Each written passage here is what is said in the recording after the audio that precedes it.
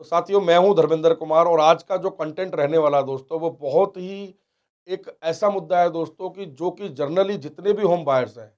उनके दिमाग में ये सारे डाउट्स रहते हैं किसी भी प्रॉपर्टी को परचेज करते हुए, उसकी ओनरशिप को लेके, उसके टाइटल को लेके और फ्यूचर में कोई डिस्प्यूट ना आए उसकी ओनरशिप को लेके दोस्तों, खास तौर पर फैमिली में या आपका जो पेरेंटल जो फैमिली है उसमें दोस्तों। तो ये वीडियो रहने वाला है दोस्तों इसी टॉपिक पे कि प्रॉपर्टी की ओनरशिप जो है वो किस प्रकार आपको डिसाइड करनी चाहिए कोई भी प्रॉपर्टी परचेज करते हुए दोस्तों। तो जुड़े रहें हमारे वीडियो में अंत तक साथियों, हम आपको देंगे पूरी जानकारी इसी वीडियो में। तो चलिए शुरू करते हैं आज का वीडियो। तो साथियों, कोई भी प्रॉपर्टी परचेज करने से पहले जितने भी होम बायर्स हैं, सबके मन में एक सवाल आता है कि जो प्रॉपर्टी की ओनरशिप है वो हमें किसके नाम पर रखनी चाहिए। क्या हमें पूरी 100% ओनरशिप अपने नाम रखनी चाहिए या हमें अपनी प्रॉपर्टी के अंदर कोई को ओनर रखना चाहिए। जनरली साथियों क्या होता है कि लोग इसके प्रो और कॉन्स को जाने बगैर ही प्रॉपर्टी में जॉइंट ओनरशिप कर लेते हैं दोस्तों। या फिर कई बार जो लोग जॉइंट फैमिली में रहते हैं साथियों, वो लोग क्या करते हैं, प्रॉपर्टी के अंदर अपनी मदर को, फादर को या सिबलिंग्स को, भाई बहन को ऐड कर लेते हैं। तो क्या वो तरीका सही है और अगर ऐड करना है तो कब करना चाहिए। इन्हीं सब चीज़ों पे दोस्तों आज का ये वीडियो रहने वाला है। जुड़े रहिए अंत तक आपके अपने देसी लोन एडवाइजर चैनल में। मैं हूं Dharmendra Kumar, SBI home loan counsellor, और आपके लिए लाता हूं होम लोन से जुड़ी और रियल एस्टेट से जुड़ी काफ़ी सारी जानकारी दोस्तों। तो मित्रों, सबसे पहले हम ये जानेंगे कि प्रॉपर्टी जो है बेसिकली आपको जॉइंट ओनरशिप में या को ओनरशिप में जब परचेज करनी होती है, तो वो आप किस प्रकार परचेज कर सकते हैं दोस्तों। जॉइंट ओनरशिप, को ओनरशिप दोस्तों, शब्द अलग अलग है, मतलब दोनों का एक ही है। कोई भी प्रॉपर्टी साथियों अगर आप को ओनर या जॉइंट ओनरशिप में परचेज करना चाहते हैं साथियों, तो ऐसे में दोस्तों कम से कम दो लोगों का होना जरूरी है। अब वो दो लोग आपको किस तरह डिसाइड करना है ये आप पे डिपेंड करता है। तो साथियों, कोई भी प्रॉपर्टी को ओनरशिप में परचेज करते समय सबसे पहले आपको क्या करना है, उस प्रॉपर्टी को परचेज करने की जो वजह है वो आपको क्लियरली डिफाइन होनी चाहिए। क्या आप कोई इन्वेस्टमेंट कर रहे हैं शॉर्ट टाइम के लिए, साल 2 साल 4 साल के लिए? क्या वो प्रॉपर्टी आप कुछ लोग मिलकर परचेज कर रहे हैं, चाहे फैमिली में या फ्रेंड्स में? क्या वो प्रॉपर्टी आप अपने रहने के लिए ले रहे हैं दोस्तों? तो ये सब चीज़ें पहले क्लियर होनी चाहिए। जिस भी टाइप का ट्रांजैक्शन आपका है, उसको लेके क्लैरिटी होनी चाहिए साथियों। अब मैं बात करता हूँ साथियों कि एक प्रॉपर्टी आप सपोज़ परचेज़ करते हैं अपने रहने के लिए, जो कि जनरली ट्रांजैक्शंस होते हैं दोस्तों। एक व्यक्ति है जिसकी अपनी हार्ड अर्न मनी जो भी है, जो भी उसकी इनकम है, उससे वो एक मकान परचेज़ करता है दोस्तों। तो ऐसे में दोस्तों उसको किसको अपनी प्रॉपर्टी में को-ओनरशिप के साथ रखना चाहिए और किसको नहीं रखना चाहिए। इसका तरीका सीधा-सीधा दोस्तों ये है कि अगर आप, मान लीजिए आप अर्नर हैं और आपकी मिसेज अर्नर है दोस्तों, तो ऐसे में बेटर ऑप्शन है कि आप दोनों के नाम पे प्रॉपर्टी लीजिए।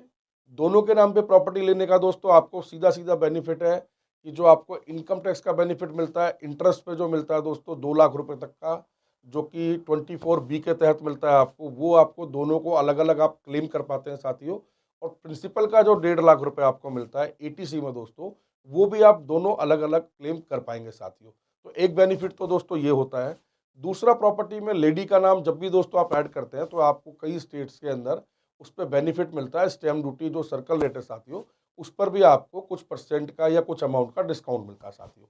तीसरा दोस्तों, अगर आप स्टेट बैंक ऑफ इंडिया से होम लोन कराते हैं तो 5 पैसे का, 5 बेसिस पॉइंट का आपको रेट ऑफ इंटरेस्ट के अंदर डिस्काउंट मिलता है अगर कोई प्रॉपर्टी आप लेडी बोरोवर के साथ जॉइंट ओनरशिप में परचेज करते हैं साथियों। और साथियों एक चीज का जरूर ध्यान रखें, जो लोग भी इनकम टैक्स का बेनिफिट ड्यूली क्लेम करना चाहते हैं, उसमें कुछ चीजें जो है वो अनिवार्य आपको पता होनी चाहिए। पहली बात तो प्रॉपर्टी आप दोनों के नाम पर होनी चाहिए, अगर दो लोग आप उसके अंदर को ओनरशिप में प्रॉपर्टी परचेज कर रहे हैं। साथ ही दोस्तों आपने जो होम लोन लिया है, होम लोन में भी दोनों का नाम होना अनिवार्य है साथियों। और जो ईएमआई भी दोस्तों आप देंगे वो बेटर ऑप्शन है कि आप स्प्लिट करके आधी आधी दें, वो ज़्यादा बेटर ऑप्शन है। या फिर अगर आपका बैंक ये अलाउ करता है कि 6 महीने आप दे दीजिए, 6 महीने आप दे दीजिए, तो ये आप वहाँ पर एक बार डिसाइड कर लें दोस्तों, डिस्कस कर लें अपने बैंक में। और स्टेट बैंक ऑफ इंडिया से दोस्तों अगर आप लेते हैं होम लोन, तो वहाँ आपको ये फैसिलिटी मिलती है कि आपका जो बेसिकली जो स्प्लिट करना है ईएमआई, वो आप कर सकते हैं अकॉर्डिंग टू जो भी आप चाहें, 60-40 या 50-50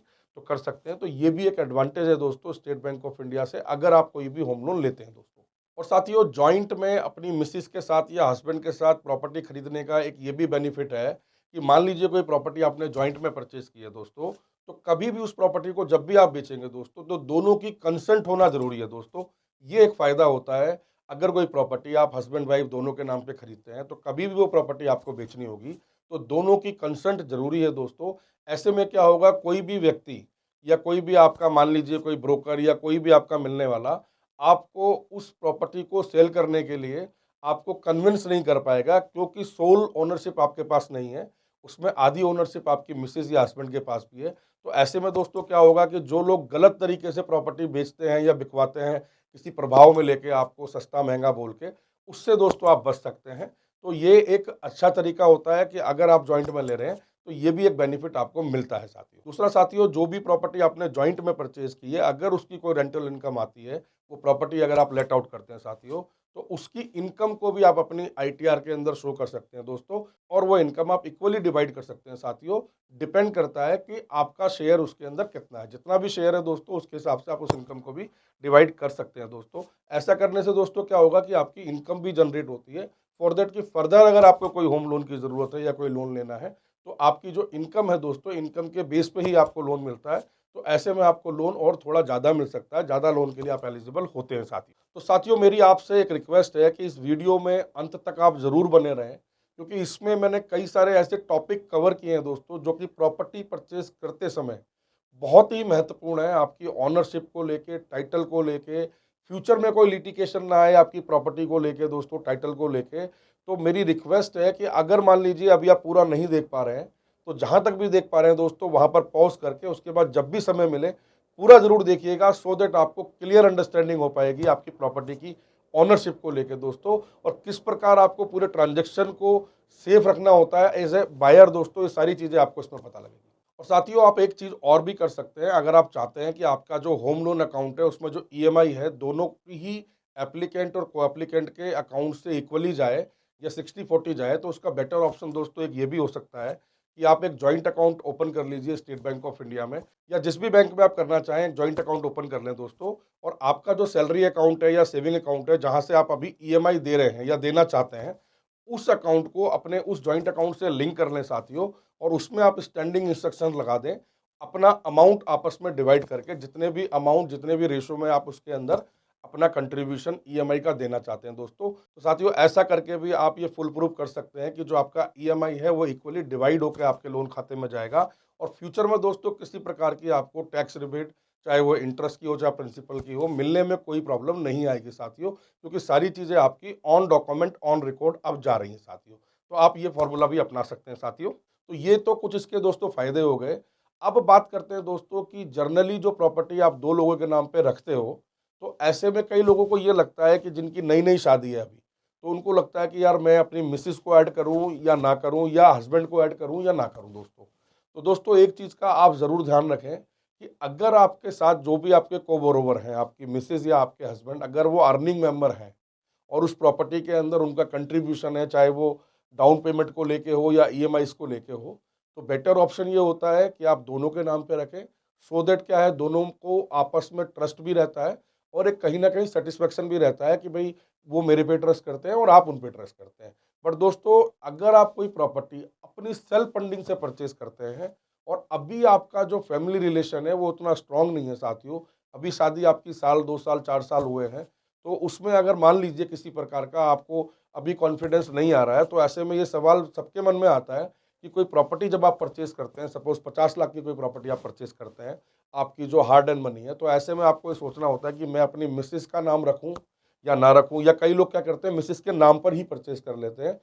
उसके प्रो और कॉन्स को जाने बगैर। या कई बार ये भी होता है कि अगर वो खुद प्रॉपर्टी परचेज़ करते हैं अपने नाम पर, तो उनको ये भी रहता है कि कहीं ऐसा ना हो कि जो हमारे जो फैमिली मेंबर्स हैं या जो हमारी मिसेज़ है, उनको किसी प्रकार का मतलब कोई डिससैटिस्फैक्शन हो कि भई आपने प्रॉपर्टी सिंगल नाम पे रखी है दोस्तों। तो दोस्तों देखो, सबसे पहली बात तो एक चीज़ को आप समझ लो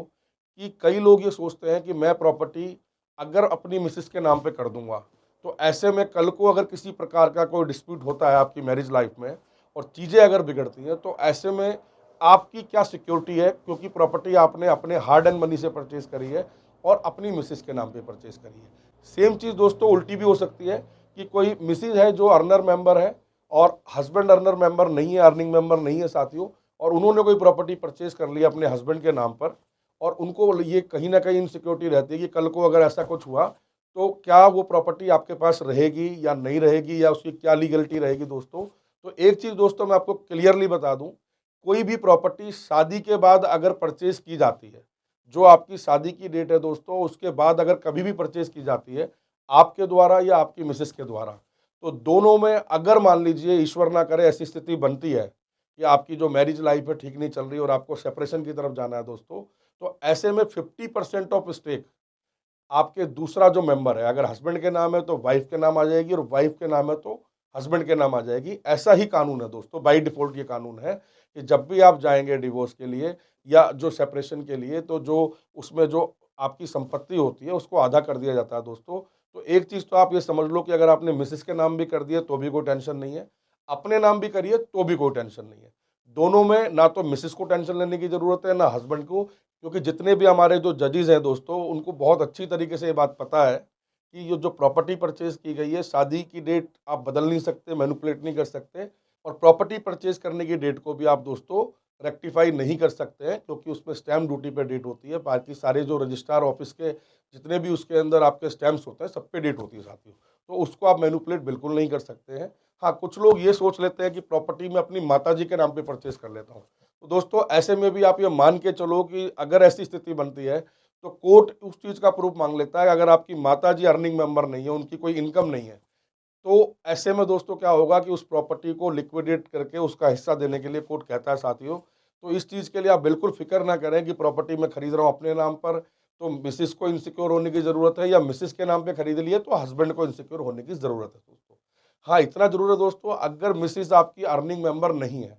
तो बेटर ऑप्शन है कि आप अपने नाम पर प्रॉपर्टी परचेज़ करें, क्योंकि वो किस लिए वो मैं आगे बताऊँगा आपको दोस्तों। ये तो मैंने एक आपको एक एस्पेक्ट बताया कि जहाँ पर आपकी मैरिज लाइफ में अगर कोई कॉम्प्लिकेशन आ जाती है, तो आपको किस तरीके से आपको ये डील करना है, और आपको अब मेरे को लगता है समझ में आ गया होगा कि प्रॉपर्टी दोनों में से किसी के भी नाम रहे, तो 50% स्टेक उसको मिलेगा ही मिलेगा, अगर आपकी चीज़ें बिगड़ती हैं और कोर्ट के थ्रू वो प्रोसेस होती हैं साथियों तो। इसके बाद दोस्तों अब मैं बात कर लेता हूँ अर्निंग पे। अगर मान लीजिए कि कोई हस्बैंड है जो कि अर्निंग मेंबर नहीं है, या मिसेज़ है अर्निंग मेंबर नहीं है, और जो अर्निंग मेंबर है वो प्रॉपर्टी अगर परचेज़ करते हैं दोस्तों, तो ऐसे में दोस्तों प्रॉपर्टी आप अगर परचेज़ कर रहे हैं तो बेटर ऑप्शन है कि आप अपने नाम पर परचेज़ करें। ऐसा साथियों मैं इसलिए कह रहा हूँ क्योंकि मान लीजिए जो प्रॉपर्टी ओनर है, अगर फ्यूचर में मान लीजिए नहीं रहे किसी वजह से, 5 साल बाद, 10 साल बाद, तो जो भी आपके फैमिली ट्री है दोस्तों, आपकी मिसेज़, आपके बच्चे, जितने भी लोग हैं, वो प्रॉपर्टी आपकी जो है बाय डिफ़ॉल्ट जो है, वो उनको ट्रांसफ़र हो जाती है। बट उसके अंदर बेसिकली क्या है कि जो भी आपके फैमिली के अंदर जितने भी आपके लीगल हायर्स हैं, उनका राइट हो जाता है दोस्तों उस पे, चाहे वो माइनर हो, चाहे वो मेजर हो। अगर मान लीजिए कोई कोई बेबी नहीं है दोस्तों, खाली आपकी मिसेज़ है, तो ऐसे में वो शेयर चला जाएगा मिसेज़ को, और अगर आपके बच्चे हैं, तो जितने भी बच्चे हैं दोस्तों, इक्वली शेयर आपका डिवाइड हो जाएगा, तो कोई प्रॉब्लम उसके अंदर नहीं है। आप अपने नाम पर भी खरीद सकते हैं दोस्तों। और अगर आपने प्रॉपर्टी खरीद ली है अपनी मैडम के नाम पर साथियों, और ऐसे में कोई डिस्प्यूट अगर आ जाता है, मान लीजिए कि आपने प्रॉपर्टी खरीद ली सिंगल अपनी मिसेज़ के नाम पर, और कोई डिस्प्यूट आ जाता है, तो क्या ऐसे में वो जो प्रॉपर्टी है, क्या वो ओनरशिप आपसे छिन जाएगी, या उसमें फिर क्या होगा दोस्तों? तो बेसिकली दोस्तों क्या होता है कि कोई भी प्रॉपर्टी अगर आपने परचेज़ करी है, उसका आपके पास अगर रिकॉर्ड है दोस्तों, जो पैसा आपने ट्रांसफ़र किया अपने सेलर को, या अगर आपने होम लोन लिया है, तो उसकी ईएमआई अगर आप पे कर रहे हो, तो कल को अगर कोर्ट में भी अगर आप जाते हो, तो वो आपके फ़ेवर में ही दोस्तों फैसला आएगा, क्योंकि उस प्रॉपर्टी को परचेज़ करने के लिए जो भी धन की आवश्यकता थी, पैसों की आवश्यकता थी, वो आपके द्वारा पे किया गया है। तो ऐसे में दोस्तों क्या होगा कि जो भी मान लीजिए ओनरशिप है, वो ओनरशिप आपकी रहेगी, उनकी नहीं रहेगी, अगर कोई ऐसी स्थिति बनती है साथियों। अब बात कर लेते हैं साथियों कि आपने प्रॉपर्टी जो परचेज़ की, वो डे 1 से ही आपने जॉइंट ओनरशिप में परचेज़ करी है अपनी मिसेज़ के साथ में। तो दोस्तों ऐसे में क्या होगा, अगर मान लीजिए दोनों में से किसी भी ओनर की अगर डेथ हो जाती है दोस्तों, तो ऐसे में दोस्तों क्या होगा कि जो एक ओनर बचा है, सपोज़ मान लीजिए 50-50% आपका शेयर है दोस्तों, शेयर आपको जब भी आप प्रॉपर्टी जॉइंट में परचेज़ करते हैं दोस्तों, आप डिक्लेयर ज़रूर कराएँ, क्योंकि अगर आप डिक्लेयर नहीं कराएँगे शेयर, तो वो बाय डिफ़ॉल्ट क्या होगा, वो इक्वली डिवाइड हो जाता है। अगर प्रॉपर्टी की रजिस्ट्री में 4 लोग हैं साथियों, तो 25% ऑफ ईच मेंबर का हो जाएगा दोस्तों। और अगर आपको उसके अंदर किसी प्रकार का फेर-बदल रखना है दोस्तों, तो बेटर ऑप्शन है कि आप अपना शेयर उसके अंदर ज़रूर डिक्लेयर करें, सो दैट कि आपको ये पता रहे कि किसका कितना स्टेक है और किसका कितना उसके अंदर पेमेंट गया है साथियों। जनरली दोस्तों जो भी प्रॉपर्टी जॉइंट में परचेज़ की जाती है, उसका सही तरीका ये है कि आप अगर 2 लोग हैं तो 50-50% उसको डिवाइड कर लीजिए। जो भी उसकी पेमेंट्स हैं, जो मार्जिन आप देते हैं अपने सेलर को, वो भी साथियों आपको 50-50% डिवाइड करके ही देना चाहिए, सो दैट कि आपका जो टैक्सेशन वाला जो पार्ट है वो क्लियर रहे दोस्तों, और किसी प्रकार की कोई भी समस्या फ्यूचर में ना आए दोस्तों, आपके मार्जिन को लेके या आपके जो भी आपके पेमेंट्स हैं उसको लेके दोस्तों। ऐसा दोस्तों इसलिए भी है कि जब भी कभी प्रॉपर्टी आप ये लिक्विडेट करोगे, जब कभी बेचोगे दोस्तों, तो ऐसे में क्या होगा कि जब भी कभी आपका कैपिटल गेन का कैलकुलेशन होगा तो वो प्रॉपर हो पाएगा कि कितना पैसा आपने दिया था और कितना उन्होंने दिया था, उसके अकॉर्डिंग ही दोस्तों आपके ऊपर कैपिटल गेन का जो भी टैक्सेशन का सिस्टम है, जो भी स्लैब है, वो उस पे लागू होगा साथियों। तो इस चीज़ का ज़रूर ध्यान रखें। अगर दोस्तों आपने कोई प्रॉपर्टी के अंदर शेयर डिक्लेयर नहीं किया है, सपोज़ 2 लोगों ने प्रॉपर्टी परचेज़ की है, शेयर डिक्लेयर नहीं किया है और पैसा सारा का सारा आपके अकाउंट से गया है, तो इस चीज़ का ज़रूर ध्यान रखें साथियों। ऐसे में कैपिटल गेन सारा का सारा आपको लगेगा, आप उसको स्प्लिट नहीं कर पाएँगे, डिवाइड नहीं कर पाएँगे। तो ये भी एक बहुत ज़रूरी पॉइंट है जो कि आपको पहले से पता होना चाहिए, प्रॉपर्टी जॉइंट ओनरशिप में जब भी आप खरीदें साथियों। अब दोस्तों मैं बात करता हूँ कि अगर मान लीजिए आपने डे 1 से ही प्रॉपर्टी परचेज़ करी, हस्बैंड वाइफ दोनों के नाम पर, और ऐसे में मान लीजिए किसी एक की डेथ हो जाती है, तो ऐसे में जो आपका शेयर है दोस्तों, वो किस तरीके से डिवाइड होगा। तो दोस्तों 50% का शेयर अगर आपने डिक्लेयर किया है दोनों का तो ठीक है, अगर नहीं किया है साथियों तो बाय डिफ़ॉल्ट वो 50-50% हो जाता है। या फिर मान लीजिए अगर आपने 60-40 किया है या जिस भी रेशो में अगर डिक्लेयर किया है तो दोस्तों, अगर डिक्लेयर किया है साथियों, तो जो भी ऑनर की डेथ हुई है, उसका जो भी स्टेक होगा, हम 50% के फॉर्मूला लेके चल रहे हैं साथियों, तो 50% के हिसाब से जो आपका शेयर होगा, जो भी आपके फैमिली में लीगल हायर थे, सपोज़ आपकी मिसेज़ है दोस्तों और इसके अलावा एक बच्चा है आपका। तो दोस्तों होगा क्या कि जो आपका 50% शेयर है, वो 25% आपकी मिसेज़ को जाएगा साथियों और 25% आपके बच्चे को जाएगा। इस प्रकार वो डिवाइड होता है, तो ये टोटली आप पे डिपेंड करता है कि आप ये चाहते हैं कि मेरे बाद जो स्टेक है वो मेरी मिसेस का या मेरे हस्बैंड का ज़्यादा रहे, क्योंकि अगर आप को ओनरशिप में प्रॉपर्टी परचेज करेंगे दोस्तों, तो एक व्यक्ति के डेथ होने के बाद दूसरे व्यक्ति का जो स्टेक है वो ऑटोमेटिकली बढ़ जाएगा, क्योंकि जो अलाइव है दोस्तों उसका उतना परसेंट स्टेक तो था ही, बाकी जो आपका स्टेक होगा उसमें क्योंकि वो फैमिली ट्री है आपकी, तो उसमें से उसका इक्वली जो है शेयर वहाँ चला जाएगा साथियों। तो ये टोटली डिपेंड करता है कि आप अपने फैमिली मेंबर्स को अपने बाद इक्वली सबको बराबर देना चाहते हैं, या फिर आप उसको ज़्यादा देना चाहते हैं, जो आपके को-ओनर हैं, हस्बैंड है या वाइफ है, ये टोटली आप पे डिपेंड करता है। तो दोनों ही एस्पेक्ट मैंने बता दिए हैं साथियों, दोनों में से जो आपको ठीक लगता है आप ऑलरेडी डिसाइड करें और फिर आप डिसीजन लें कि आपको सिंगल नेम पे करना है या डबल नेम पे करना है साथियों। तो मित्रों अभी तक आप ये समझ चुके होंगे कि अगर किसी भी जॉइंट ओनर की डेथ हो जाती है, तो उस केस में जो उसका शेयर है, उसका डिवाइडेशन किस प्रकार होगा, कितना-कितना स्टेक जो है डिवाइड होगा दोस्तों। अगर जॉइंट में है तो किस प्रकार होगा और अगर सिंगल ओनर में है तो किस प्रकार होगा साथियों। अब साथियों हम बात करेंगे इसके और एक्सपर्ट्स पे, जो भी आपके अगर आप जॉइंट फैमिली में रहते हैं दोस्तों, अभी आपकी मान लीजिए शादी नई-नई हुई है या अभी नहीं हुई है दोस्तों, बट आप अर्निंग मेंबर हैं और आप जो प्रॉपर्टी परचेज़ कर रहे हैं वो अपने पैसे से परचेज़ कर रहे हैं, बट अभी आपका जो माइंडसेट है वो उस प्रकार का नहीं है जो आफ्टर मैरिज होता है या जो भी चीज़ें आफ्टर मैरिज आपको डील करनी पड़ती हैं, फेस करनी पड़ती है। क्योंकि अभी आप जॉइंट ओनरशिप में रह रहे हो दोस्तों, तो बेसिकली क्या होगा, आपकी माता-पिता, भाई-बहन आप उनके साथ में रह रहे हो। तो ऐसे में क्या प्रॉपर्टी आपको अपनी माताजी का नाम ऐड करना चाहिए या पिताजी का नाम ऐड करना चाहिए दोस्तों, या अपने भाई-बहन का नाम ऐड करना चाहिए? इस पर मैं अब आपको क्लियरली बताता हूँ कि किस कंडीशन में ऐड करना चाहिए और किस कंडीशन में आपको नहीं करना चाहिए दोस्तों। तो साथियों मैं आपको उदाहरण के लिए बताता हूँ। एक बेटा है जिसने एक प्रॉपर्टी 50 लाख रुपए की परचेज़ की है, जिसमें कुछ पैसा उसने मान लीजिए डाउन पेमेंट दिया है लगभग 10 लाख रुपए और 40 लाख रुपए का उसने लोन कराया साथियों। बट जो प्रॉपर्टी की ओनरशिप है उसको लेकर अभी आइडिया नहीं है, वो क्या कर रहा है कि प्रॉपर्टी में अपनी माताजी के नाम परचेज़ कर रहा है। अब वो ये भी हो सकता है कि मान लीजिए पूरा का पूरा शेयर ही वो 100% माताजी के नाम परचेज़ कर रहा हो दोस्तों, या पिताजी के नाम कर रहा हो दोस्तों, या ये भी हो सकता है कि वो अपना भी नाम रख रहा हो, अपने पिताजी का भी रख रहा हो, या अपने पिताजी के साथ-साथ अपनी माताजी का भी रख रहा हो। तीनों का रख रहा हो या 1 का रख रहा हो या 2 का रख रहा हो। तो साथियों ऐसे में देखिए क्या होगा कि मान लीजिए आपने माताजी के नाम पर प्रॉपर्टी परचेज़ की थी और इन फ्यूचर मान लीजिए ऐसी स्थिति बनती है कि माताजी नहीं रहीं, 10 साल बाद, 20 साल बाद, जब भी मान लीजिए, तो ऐसे में दोस्तों क्या होगा कि अब जो 5 लोग बचे हैं, आपके पिताजी और 4 बहन-भाई, वो जो प्रॉपर्टी का स्टेक है दोस्तों, वो उन सभी में इक्वली डिवाइड हो जाएगा।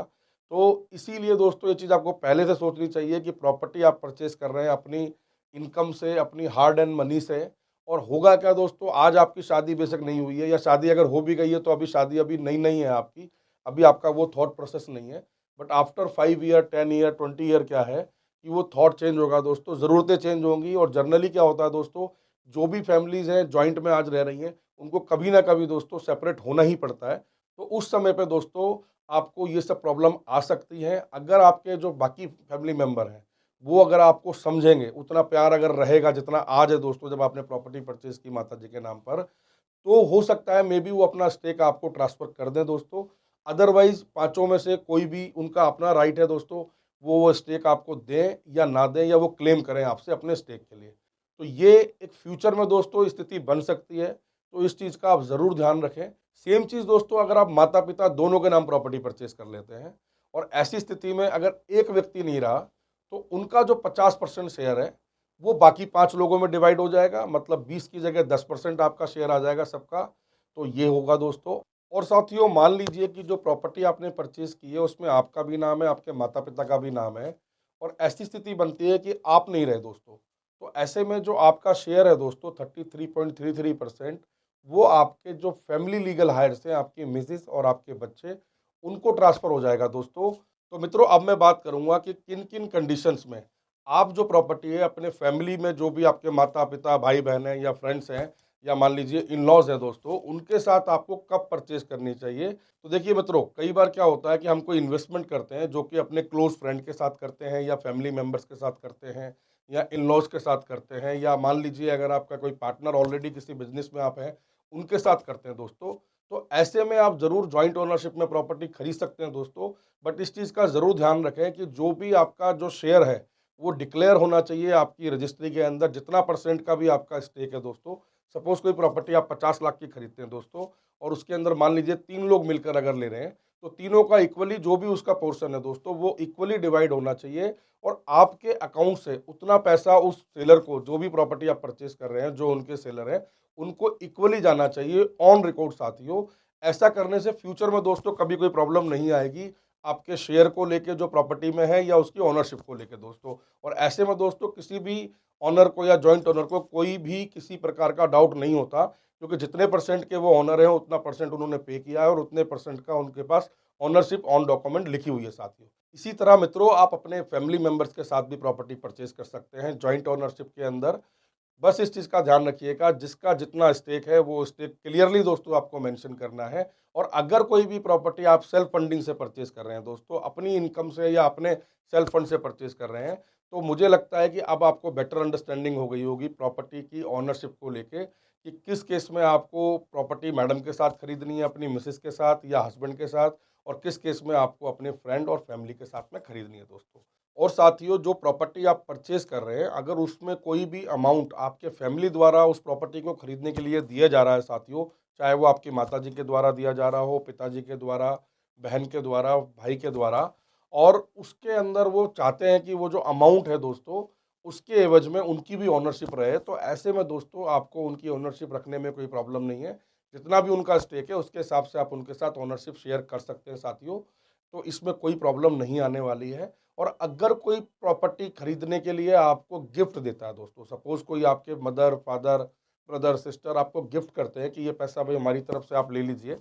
आपका ये शेयर है, या वो आपको गिफ्ट करते हैं, तो ऐसे में दोस्तों वो जो प्रॉपर्टी है, आप अपने नाम पर ही परचेज करें, ना कि दोबारा से उनके नाम पे परचेज करें, क्योंकि फिर से उसमें दोस्तों यही प्रॉब्लम आ सकती है कि आज जो उन्होंने अमाउंट आपको गिफ्ट किया है, कल को उनके ना रहने के बाद अगर ओनरशिप उनकी हुई साथियों, तो फिर से उनका क्लेम आ सकता है, जो भी आपके फैमिली के लीगल हायर्स होंगे साथियों। तो इस चीज़ का भी आप ज़रूर ध्यान रखें। अब मित्रों देखिए, एक कंडीशन और भी हो सकती है कि मान लीजिए कि कोई प्रॉपर्टी परचेज़ कर रहा है, बेटा प्रॉपर्टी परचेज़ कर रहा है, ऐसा उदाहरण के लिए मान लीजिए, माता-पिता या भाई-बहन के द्वारा उनको कुछ पैसा गिफ्ट में मिलता है साथियों। सपोज़ 50 लाख की प्रॉपर्टी है, और वो 50 लाख रुपए उनको गिफ्ट दे देते हैं। जो भी गिफ्ट देने का रीज़न कुछ भी हो सकता है, कि मान लीजिए कोई प्रॉपर्टी उनकी लिक्विडेट हुई है, या कुछ पैसा ऐसा है कि उन्होंने आपके लिए जोड़ा हुआ था और वो आपको गिफ्ट कर रहे हैं। तो दोस्तों ऐसे में एक चीज़ का ज़रूर ध्यान रखिएगा, फिर से आपको इस चीज़ को समझ लेना है कि अगर उस प्रॉपर्टी की रजिस्ट्रेशन आपने माता-पिता या भाई-बहन के नाम पे करा दी है दोस्तों,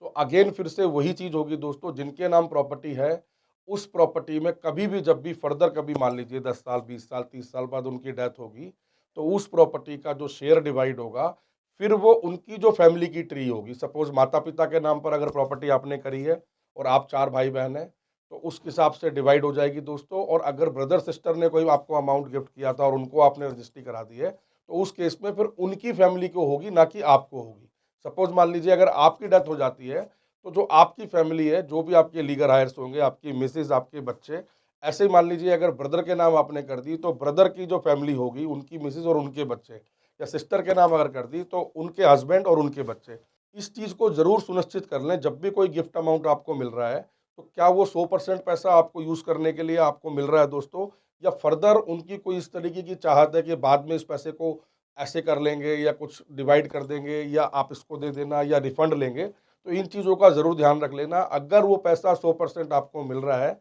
तो ऐसे में ओनरशिप आपको अपने नाम पर या अपनी मिसेज के साथ आप जॉइंट में करा सकते हैं दोस्तों। बट अगेन फैमिली मेंबर के साथ अगर कराएँगे, तो ये सारी चीज़ें फिर से आ सकती हैं, आने वाले 20 साल, 10 साल बाद। क्योंकि जब तक क्या होगा, अगर मान लीजिए आपके जो भी जिनके नाम पर भी आपने कराई, अगर वो नहीं रहते हैं, तो उस वक़्त का जो भी उनका पर्सपेक्टिव होगा देखने का, चीज़ों को समझने का, तो दोस्तों ऐसी चीज़ों से अब आप समझ पा रहे होंगे कि किस प्रकार आपको डील करना है। तो दोस्तों मैं समझता हूँ आप इस पॉइंट को भी समझ गए होंगे कि गिफ्ट द्वारा अगर कोई पैसा मिला है, तो उसमें भी जो प्रॉपर्टी की ओनरशिप है, वो भी आपको सोच समझ के ही डिसाइड करनी होती है। और साथियों एक चीज़ का ज़रूर ध्यान रखें, अगर मान लीजिए कोई ऐसी स्थिति आज की डेट में आप अगर फेस कर रहे हैं, जिन्होंने पहले कोई प्रॉपर्टी आपने जॉइंट में ले ली थी और आपने अपनी अर्निंग से ली थी,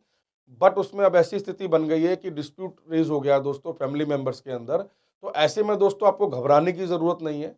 आपको सिर्फ़ अपने जो डॉक्यूमेंट हैं, जो आपने पेमेंट्स अपने सेलर को की है दोस्तों, उस प्रॉपर्टी को परचेज़ करते समय, चाहे आपने डाउन पेमेंट दिया, चाहे आपने ईएमआईज़ दी, चाहे आपने रजिस्ट्री कराई, अगर ये आप कोर्ट के अंदर प्रूव कर देते हैं दोस्तों, तो ऐसे में साथियों जो भी उसके अंदर क्लेमेंट हैं, वो क्लेम उनका नल एंड वॉइड हो जाएगा और प्रॉपर्टी की ओनरशिप आपके पास आ जाएगी, आपको ट्रांसफ़र हो जाएगी। तो इस चीज़ का ज़रूर ध्यान रखें, कोई प्रॉपर्टी अगर आपने परचेज़ की थी अपने पैसे से और किसी तरीके का कोई डिस्प्यूट अगर आ गया है, उसकी ओनरशिप को लेके दोस्तों, तो आप वो डॉक्यूमेंट कोर्ट में ज़रूर प्रोवाइड कराएँ और उसके अंदर जो फैसला है दोस्तों, फिर वो आपके हक में आएगा दोस्तों। और दोस्तों ये वीडियो बनाने का देखिए मकसद ही यही है कि जो आज इस वीडियो को देखने के बाद जो भी प्रॉपर्टी परचेज़ करेंगे लोग, उनको ये क्लैरिटी रहेगी, सो दैट कि फ्यूचर में इन सब चीज़ों को फेस ना करना पड़े और आपस में दोस्तों भाईचारा, प्यार फैमिली के अंदर बना रहे साथियों। अब दोस्तों मैं बात कर लेता हूँ कि अगर आप कोई प्रॉपर्टी परचेज़ करते समय अगर होम लोन लेते हैं दोस्तों, तो उसमें को-एप्लीकेंट कौन-कौन हो सकता है, उस पे बात करता हूँ दोस्तों। तो साथियों अगर आप स्टेट बैंक ऑफ इंडिया के अंदर अपना होम लोन अप्लाई करते हैं, तो उसकी एक खूबसूरती है दोस्तों, एक बेनिफिट ये है जो कि आपको मुझे लगता है कि प्राइवेट बैंक्स के अंदर ये फैसिलिटी नहीं होती दोस्तों। अगर आप प्रॉपर्टी परचेज़ करते हैं, सपोज़ बेटा प्रॉपर्टी परचेज़ कर रहा है माताजी के नाम पर या पिताजी के नाम पर और आप चाहते हैं ओनरशिप पिताजी के नाम पर ही रहे दोस्तों, तो ऐसे में दोस्तों आपकी इनकम को कंसीडर किया जाएगा, कोई प्रॉब्लम नहीं है। को ओनरशिप और को एप्लीकेंट में यही डिफरेंस है दोस्तों कि ओनरशिप जो है वो मान लीजिए आपकी माता-पिता के साथ में आप प्रॉपर्टी ले रहे हैं या सिंगल भी ले रहे हैं और को-एप्लीकेंट का मतलब ये है कि आप लोन में उनके साथ में। तो बिल्कुल आप दोस्तों उनके साथ आ सकते हैं, लोन ले सकते हैं, कोई इश्यू नहीं है। आपका लोन बिल्कुल हो जाएगा, कोई टेंशन नहीं है। बेशक दोस्तों जो प्रॉपर्टी आप परचेज़ कर रहे हैं उसमें आपका नाम नहीं है, आपके पिताजी का नाम है, माताजी का नाम है या मिसेज़ का नाम है, कोई प्रॉब्लम नहीं आने वाली है, लोन हो जाएगा स्टेट बैंक ऑफ इंडिया से, कोई प्रॉब्लम कहीं से कहीं तक नहीं आने वाली है। जनरली जो प्राइवेट बैंक हैं या एनबीएफसीज़ हैं, उनके यहाँ पर ये ऑप्शन दोस्तों मैंडेटरी होता है कि को-एप्लीकेंट रखना है या गारंटर रखना है। But state bank of India में कोई गारंटर और को-एप्लीकेंट आपको रखना मैंडेटरी नहीं है साथियों। तो दोस्तों उम्मीद है कि ये वीडियो आपको अच्छा लगा होगा और आपकी अंडरस्टैंडिंग और बेटर हो पाई होगी प्रॉपर्टी के ओनरशिप टाइटल को लेके दोस्तों, परसेंटेज ऑफ स्टेक को लेके दोस्तों, लोन को लेके दोस्तों। और साथ में दोस्तों एक चीज़ इसके अंदर मैं और ऐड कर देता हूँ आपके लिए, बोनस टिप्स जो लोग अभी तक वीडियो में बने हुए हैं साथियों, कि अगर मान लीजिए कोई प्रॉपर्टी आपने होम लोन के माध्यम से परचेज़ की है दोस्तों और ऐसे में अगर मान लीजिए डेथ हो जाती है, जो बोरोवर है उसमें, जो मेन एप्लीकेंट है दोस्तों, तो ऐसे में दोस्तों क्या होगा, जो लोन की लायबिलिटी है वो सारी की सारी पास ऑन हो जाएगी को-बोरोवर के ऊपर या जो आपके फैमिली मेंबर्स होंगे दोस्तों। अगर आपने सिंगल प्रॉपर्टी परचेज़ की अपने नाम पर, तो फैमिली पे पास ऑन हो जाएगी दोस्तों, जो भी आपके लीगल हायर्स हैं, या अगर आपने जॉइंट में परचेज़ की है, तो जो आपके जो को-बोरोवर हैं दोस्तों, उन पर ये लायबिलिटी आगे पास ऑन हो जाएगी। तो दोस्तों ऐसे में आपसे रिक्वेस्ट है कि बेटर ऑप्शन है कि आप उसका प्रॉपर्टी जो भी आप परचेज़ करते हैं लोन के माध्यम से, तो उसका लोन का इंश्योरेंस ज़रूर कराएँ साथियों। अगर आप स्टेट बैंक में कराते हैं दोस्तों, तो पॉलिसी का नाम ऋण रक्षा है, जो कि आपके लोन को प्रोटेक्ट करती है और जो भी उसकी लायबिलिटीज़ है आपके बाद वो आपकी फैमिली पे पास ऑन ना हो दोस्तों, इसीलिए वो पॉलिसी ली जाती है और बहुत अच्छा प्रोडक्ट है दोस्तों। स्टेट बैंक की ही सिस्टर कंसर्न कंपनी है एसबीआई लाइफ के माध्यम से वो दिया जाता है आपको। क्लेम रेशियो बहुत अच्छा है दोस्तों, बहुत ईज़ी सेटल होता है क्लेम। मेरे कुछ कस्टमर्स का हुआ है, ज़्यादा तो नहीं, 1-2 कस्टमर्स का हुआ है बट ईज़िली हुआ है दोस्तों। तो आपको एक पीस ऑफ माइंड है कि जो लायबिलिटी है अगर मैं नहीं हूँ, तो आगे पास ऑन नहीं होगी। अगर उस पे आप डिटेल वीडियो देखना चाहेंगे तो उसका मैं दोस्तों यहाँ थंबनेल लगा दूँगा। आप जाकर पूरा देख सकते हैं, उसमें मैंने सारा आपको ए टू जेड बताया हुआ है दोस्तों। और दोस्तों आपसे रिक्वेस्ट है कि हमारे इस वीडियो को ज़्यादा से ज़्यादा शेयर करें, जो भी आपके व्हाट्सएप ग्रुप होते हैं दोस्तों, जहाँ आपके near and dears friend, family, police के साथ जो दोस्तों आपने ग्रुप बनाए हुए हैं व्हाट्सएप पे, कृपया वहाँ ज़रूर करें शेयर दोस्तों, सो दैट कि जो भी नए होम बायर्स हैं, वो आने वाली जो इस टाइप की जो प्रॉब्लम्स हैं या परेशानियाँ हैं दोस्तों, उसको वो तरीके से डील कर पाएँ दोस्तों और अपना जो डिसीज़न है, वो परफेक्टली अपने अकॉर्डिंग टू ट्रांज़ैक्शन का जो टाइप है, उसके अनुसार ले पाएँ साथियों। तो साथियों इस वीडियो को जो भी हमारे व्यूअर्स अभी देख रहे हैं, आपसे रिक्वेस्ट है कि कृपया आपका इधर नीचे स्क्रीन पे बटन आ रहा है दोस्तों सब्सक्राइब का, लाइक का, शेयर का, तो लाइक, शेयर, कमेंट ज़रूर करें साथियों, क्योंकि आपके जो कमेंट है दोस्तों उसको हम एज़ अ फीडबैक लेते हैं दोस्तों और हमें मोटिवेशन भी मिलता है दोस्तों और नए टॉपिक्स पे वीडियो बनाने का दोस्तों। तो साथियों आपके लिए देसी लोन एडवाइज़र चैनल से मैं इस प्रकार के वीडियो बिल्कुल बनाता रहूँगा, जो कि रियल एस्टेट पे और होम लोन से जुड़े होते हैं साथियों। तो हमारे मोटिवेशन को बनाए रखने के लिए दोस्तों कृपया हमारे चैनल को लाइक, शेयर, सब्सक्राइब ज़रूर करें। मिलते हैं अगले वीडियो में, तब तक के लिए नमस्कार, बाय बाय, थैंक यू।